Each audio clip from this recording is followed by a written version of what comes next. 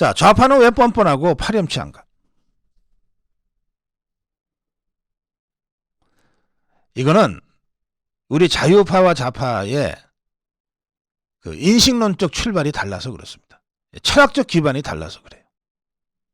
자, 우리 자유파는 모든 이 사회 현상 또는 이 우주 질서의 그 출발점의 그 기본 단위를 개인으로 놓습니다. 개인으로 놓습니다. 그러니까 부처님의 천상천하 유아독존에 나오는 그 절대적 그 존귀한 존재 개인. 저나 지금 방송을 함께 하시는 여러분 한 분 한 분이 이 우주 전체와도 바꿀 수 없는 절대적으로 존귀한 존재들이라고 하는 것이 이 자유파의 인식론적 출발점입니다. 반면에 좌파, 종북주사파, 뭐 여러 가지 변종의 좌파들은 기본적으로 이 인식론적 출발점에 개인이 없습니다. 개인이 없고 집단이 있어요. 개인은 의미 없는 존재들입니다. 집단만이 의미가 있어요. 어떤 집단? 프롤레타리아트 집단. 프롤레타리아트 집단.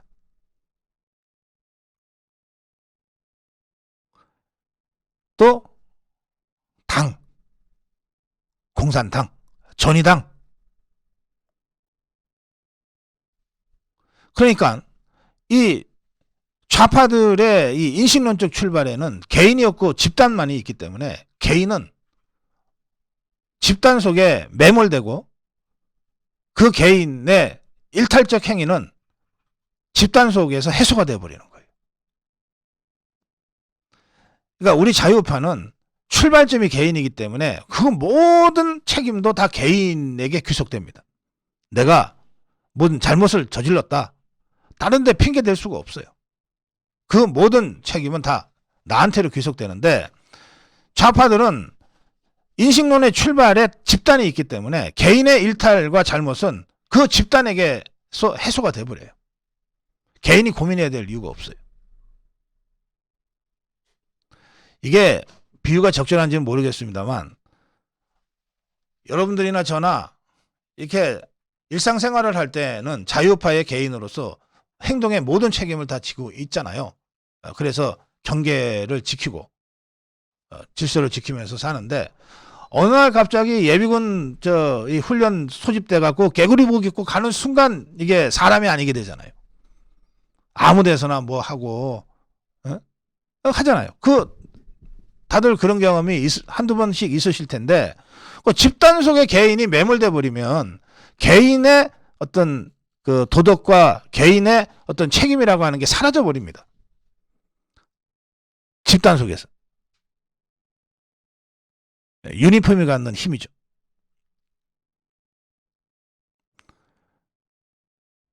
그런데 이제 자유파는 이 개인이 불완전한 개인이라고 보는 거예요. 불완전한 개인. 불완전하기 때문에 기존 질서에 대해서 겸손할 수밖에 없어요. 나같이 불완전한 사람의 입장에서 볼 때 수백, 수천, 수만, 수십만, 수억의 인류 선배들이 수천 년간의 역사를 걸쳐서 만들어 놓은 이 질서와 제도와 이것이 불완전한 내 입장에서 볼 때 감히 이건 틀렸어, 잘못됐어라고 함부로 얘기할 수 없다는 거예요. 그러니까 절대적인 겸손이 필요한 거예요.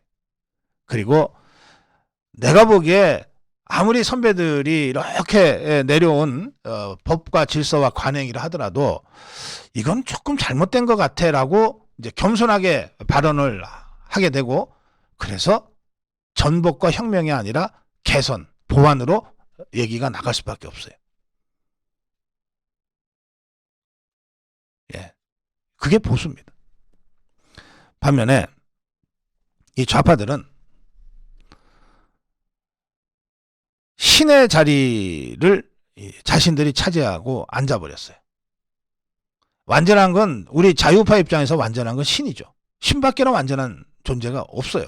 우리 인간은 모든 인간은 다 불완전한데 그런데 이 좌파들은 신을 쫓아내버렸습니다. 그리고 신의 자리, 완전한 자리에 공산당을 앉히고 자기들이 앉았어요. 그래서 자신들이 세상을 완벽하게 이해할 수 있고 자신들이 세상을 완벽하게 해석할 수 있고 자신들이 세상을 완벽하게 재구조화할 수 있다고 생각하게 된 거예요. 그래서 자신들이 죽은 다음에 천국이 아니라 자신들의 유토피아를 지상에 건설할 수 있다고 행동하기 시작했습니다. 그게 공산주의예요. 지상 낙원을 건설할 수 있다. 인간은 완전한 존재고 신에 의존하지 않고도 우리가 완전하게 해석하고 설계해서 지상의 낙원을 건설할 수 있다. 죽을 때까지 기다릴 필요 없다. 이게 좌파들의 사고방식입니다. 우리 자유파는 이 불완전하게 짝이 없고 왜소하고 초라한 이 나 하나만으로는 세상에 할 수 있는 게 거의 없다라고 보는 것이고요. 내가 아무리 많은 걸 줘도 내가 받은 것에 비해서는 정말 트럭만큼도 안 된다고 생각하게 돼 있습니다. 그렇게 생각하고 살아요. 그래서 더불어 살아야 하는 것은 우리 자유파 국민들, 자유파 사람들의 생각 속에는 그건 필연이에요. 더불어 함께 산다는 거. 왜 더불어라는 단어를 좌파한테 뺏겼는지 모르겠는데 자유파의 인간 존재 양식은 더불어 하는 거예요. 불완전한 개인이 뭘 할 수 있겠냔 말이에요. 반면에 좌파는 오만하게도 신을 대신해서 자기들이 또 당이 완전하게 세상을 개조할 수 있다고 생각하기 때문에 자기들은 선택된 인간이 돼 있는 거예요. 선택된 인간. 선민의식에 쩔어 있어요. 자기들은 깬 인간들이야. 자기들만 깼어. 자기들만 선택됐어. 그러니 자기들을 제외한 공산당이 아닌 대다수 인류, 종북 주사파가 아닌 대다수 대한민국 국민들은 자기들이 깨우쳐 줘야 할 대상이에요. 깨우치고 의식화시켜야 할 대상이에요. 교육시켜야 할 대상이야. 그래서 소련이나 중국이나 지금 북한은 끊임없이 덜 깨우쳐진 이 사람들을 깨우치기 위한 교화소 수십만 명을 구금해서 교화를 시킬 수밖에 없는 거예요.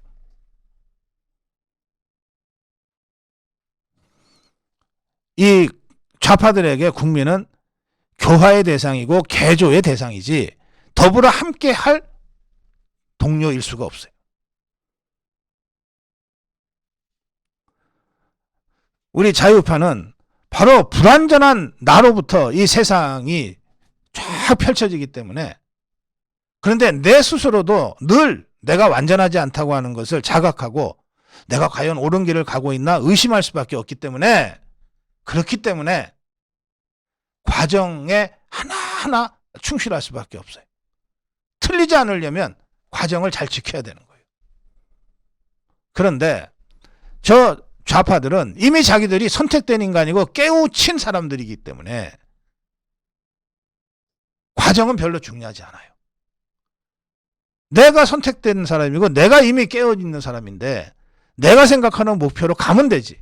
무슨 놈의 절차를 지켜. 결과는 모든 과정을 정당화한다. 목적은 모든 수단을 정당화한다. 이게 저 좌파들의 사고방식입니다. 자기들이 지향하는 지상 낙원을 건설하기 위해서 폭력이면 어떻고 사기면 어떻고 협박이면 어떠냐. 자신들의 목적이 신성하고 정당한데 수단이 좀 현행법이 어긋난다고 해서 그게 뭐가 문제냐. 이렇게 생각하죠. 그래서 혁명을 위해서는 강도짓도 서슴지 않는 거예요. 혁명을 위해서는 이른바 배급투쟁이라는 형식의 약탈질도 서슴지 않는 거예요. 아무런 양심의 가책을 느끼지 않습니다. 이재명이를 대통령에 당선시켜야 할 이 신성한 목적을 위해서 기업들 등쳐가지고 협박해가고서 돈 좀 만들었기로 쓰니 그게 뭐가 문제야? 라고 생각하는 거예요. 그리고 이 신성한 목적에 복무하는 이 전사인 내가 중간에 좀 그걸 뜯어 먹었기로서니 그게 뭐가 문제야? 라고 생각하는 거예요. 이재명, 대장동 일당의 뻔뻔함과 파렴치함은 거기서 나오는 거예요.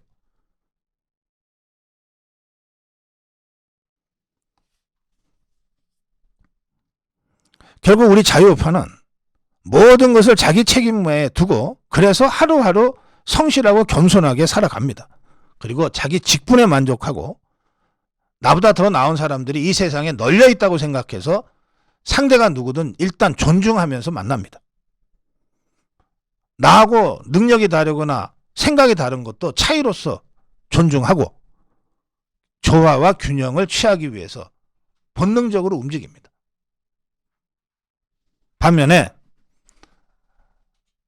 자신들이 이 지상에 자기들이 생각하는 낙원을 건설할 수 있는 능력이 있고 그것을 부여받았다고 하는 이 선민의식에 쩔어 있는 이 좌파들은 자기들 말고는 다 개조의 대상이고 교육의 대상이고 세뇌화의 대상이기 때문에 매우 독선적입니다.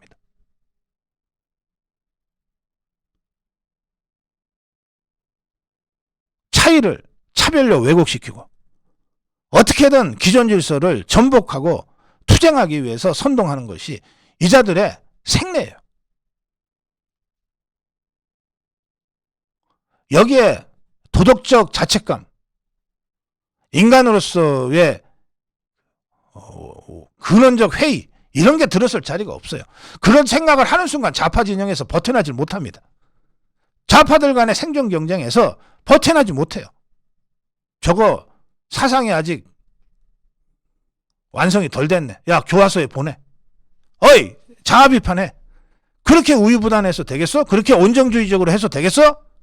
혁명의 신성한 목표를 위해서 무자비하게 형제들도 죽일 수 있어야 되는 게 전사야. 자아 비판해.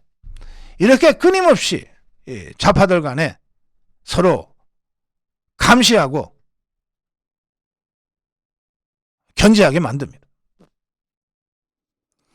우리 자유우파는 여러분들이나 저나 뭐 저는 신앙은 없습니다만 모자라서 그래요. 제가 철이 덜 들어서 그런데 여러분이나 저나 우리 자유우파는 결국은 어떻게 됩니까? 만사에 감사하게 돼 있습니다. 내가 돈이 좀 있건 없건 사정이 좀 좋건 안 좋건 어려운 환난 속에서도 더 감사하는 것이 우리 자유우파의 심성일 수밖에 없어요. 만사에 감사합니다. 하나님의 은혜로 내가 이렇게 살고 있고 부처님의 가피로 내가 이나마 이런 생을 누리고 있다. 그래서 모든 사람들이 나와 똑같이 하나님의 은혜를 받기를 기도하고 부처님의 가피로 편안해지기를 기원하면서 삽니다. 이게 자유우파예요. 반면에 좌파들은 하나님과 부처님이 제1의 적입니다. 타도 대상이에요. 자신들을 위협하는 유일한 전지전능한 존재거든. 타도 대상이에요. 종교는 무지몽매한 대중이 현실에 만족하고 그날그날 소돼지처럼 살기 위해서 허위의식을 주입해주는 아편이라고 보는 거예요. 그래서 칼 막스가 150년 전에 공산당 사상을 만들어낼 때 주적은 뭐였냐? 기독교였어요. 모택동이 중국에서 공산당 혁명을 할 때 주적이 뭐였냐? 유교였습니다.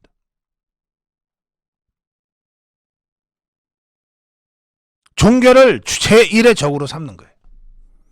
그러니까 지난 19년 우리 광화문 국민 대혁명에 나섰던 우리 자유파 국민들은 대다수가 종교인들이었어요.